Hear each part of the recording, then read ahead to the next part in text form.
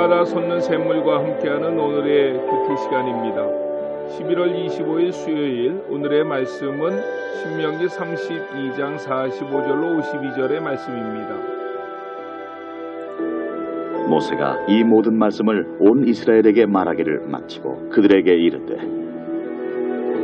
내가 오늘 너희에게 증언한 모든 말을 너희의 마음에 두고 너희의 자녀에게 명령하여 이 율법의 모든 말씀을 지켜 행하게 하라.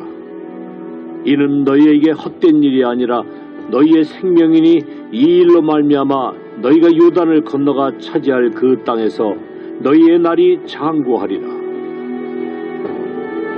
바로 그날에 여호와께서 모세에게 말씀하여 이르시되, 너는 여리고 맞은편 모압 땅에 있는 아바림 산에 올라가 느보 산에 이르러 내가 이스라엘 자손에게 기업으로 주는 가나안 땅을 바라보라.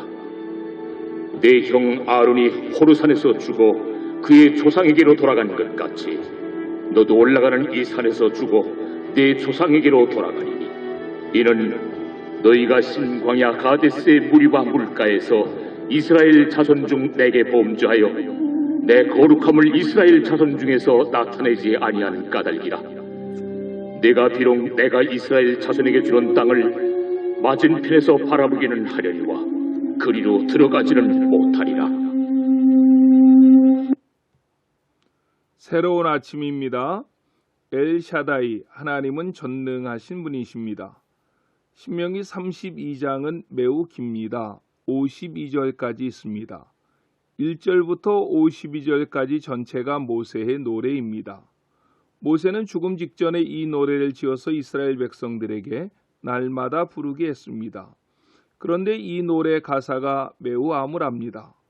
신명기서 전체가 모세의 설교라고 했는데 설교를 마무리할 때에도 모세는 매우 암울하게 마무리를 했습니다. 그러면 마지막 노래는 약간 신나게 가사를 적어 주어도 될 텐데 모세는 그 노래 역시도 매우 암울하게 마무리를 합니다. 왜 암울한 가사로 노래를 지어서 매일 부르게 했을까요? 그것은 그만큼 가나안 땅에 들어가서 신앙생활을 제대로 하기가 어렵다는 것을 전제하는 것입니다. 당시 가나안 땅에는 누가 살았습니까? 가나안의 후손들이 살고 있었습니다. 그러면 가나안은 누구입니까? 노아에게는 세 아들들이 있었습니다. 함, 셈, 야벳입니다. 어느 날 노아가 포도주를 너무 많이 마심으로 몸에 열이 나서 발가벗고 잠을 잤고 잠자는 아버지를 가장 먼저 발견하고 성희롱했다가 저주받은 아들이 있습니다. 함입니다. 노아가 함을 저주할 때에 이해하기 어려운 내용으로 저주합니다. 창세기 9장 25절인데요. 가나안은 저주를 받아 그의 형제의 종들의 종이 되기를 원하노라 라고 저주했습니다. 아버지 앞에 성희롱을 했던 사람은 함인데 저주는 누가 받습니까? 가나안이 받았습니다. 가나안은 누구입니까? 함의 아들입니다. 그 함의 후손들이 살고 있던 땅이 바로 가나안 땅이라는 것입니다. 그러므로 가나안은 인간 타락의 극치를 이루고 있었던 땅입니다. 그 땅에 이제 이스라엘 백성들은 곧 들어가게 되는데, 그러니 그 땅에 들어가면 얼마나 커다란 영적인 결단이 있어야만 하겠습니까?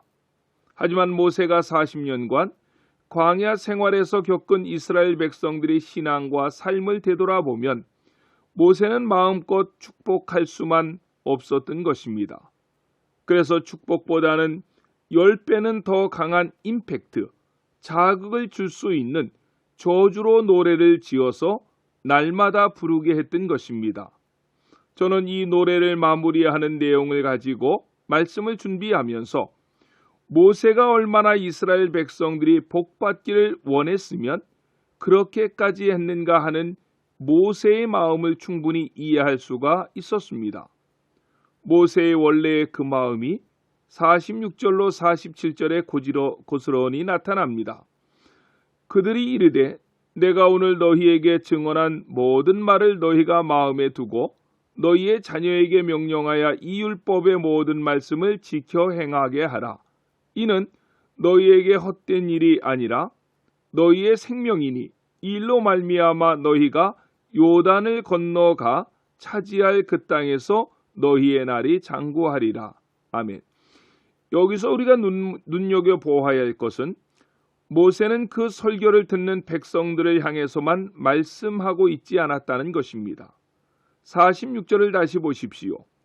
내가 오늘 너희에게 증언한 모든 말을 너희의 마음에 두고 너희의 자녀에게 명령하여 이 율법의 모든 말씀을 지켜 행하게 하라고 했습니다. 너희의 자녀에게 명령하여 이 율법의 모든 말씀을 지켜 행하게 하라고 했다는 사실, 다음 세대를 모세는 걱정하고 염두에 두고 이 말씀을 전했다는 것입니다. 그래서 노래를 지었는지도 모릅니다. 생각해 보십시오. 아무리 은혜로운 설교라 할지라도 설교는 그때 은혜 받고 오래 기억하지 못합니다. 그러나 노래는 특성상 그렇지 않습니다. 불려지고 또 불려지는 것입니다. 너희가 이 율법을 지켜 행하기만 하면 아무리 너희가 들어갈 땅이 악하고 타락한 세상일지라도 너희는 그 땅에서 생명을 얻게 될 것이고 너희의 날은 장구하게 될 것이라고 모세는 말씀합니다. 저는 이 말씀을 믿습니다. 이 말씀은 오늘날에도 살아있는 하나님의 말씀이고 영원한 진리입니다. 모세가 이렇게 유언과 같은 하나님의 말씀을 마치자 여호와께서는 모세를 느보산으로 데리고 가십니다. 49절입니다. 너는 여리고 맞은편 모압 땅에 있는 아바림 산에 올라가 느보산에 이르러 내가 이스라엘 자손에게 기업으로 주는 가나안 땅을 바라보라고 하셨습니다. 저는 개인적으로 느보산을 2번 가보았습니다.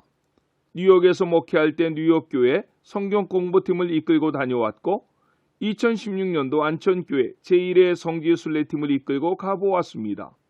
그런데 정말로 신기하게도 느보산은 정상에서 맑은 날이면 가나안 땅 사방 끝이 다 보입니다.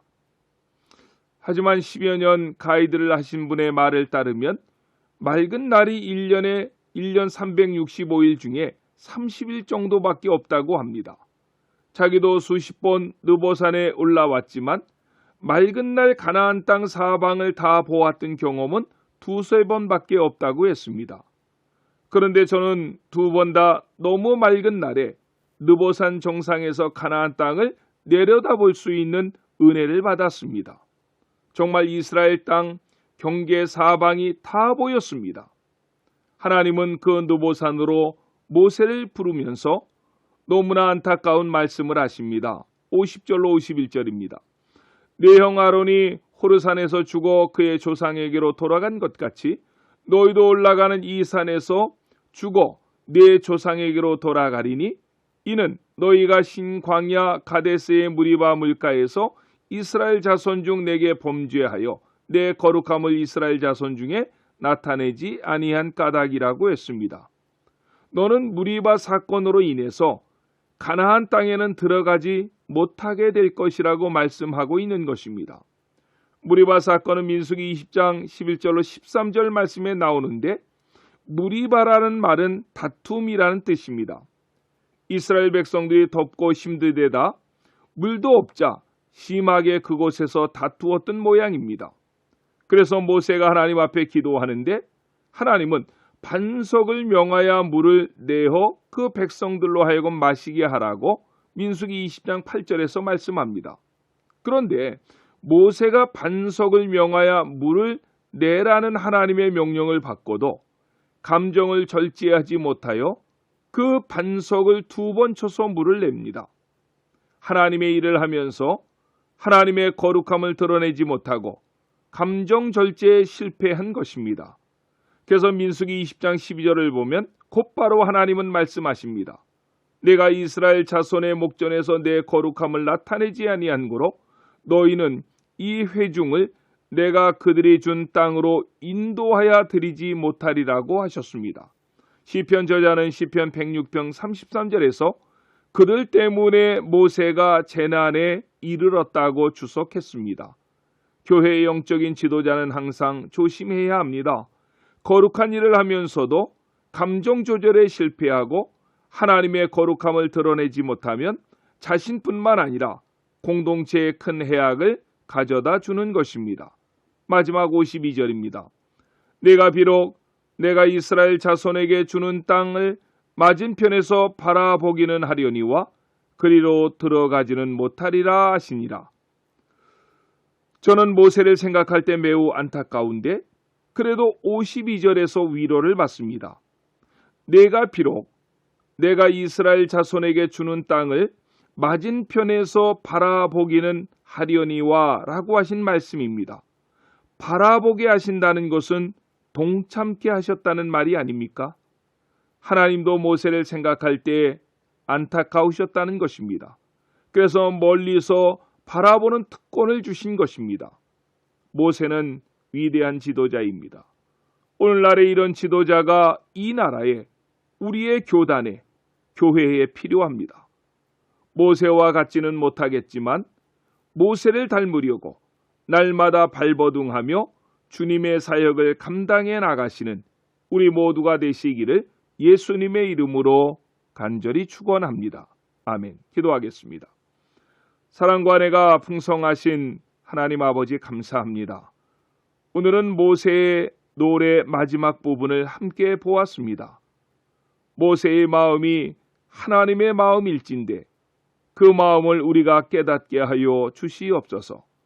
복받는 비결은 말씀에 순종하는 것밖에 없습니다. 불순종하면 저주를 받고 징계를 받습니다.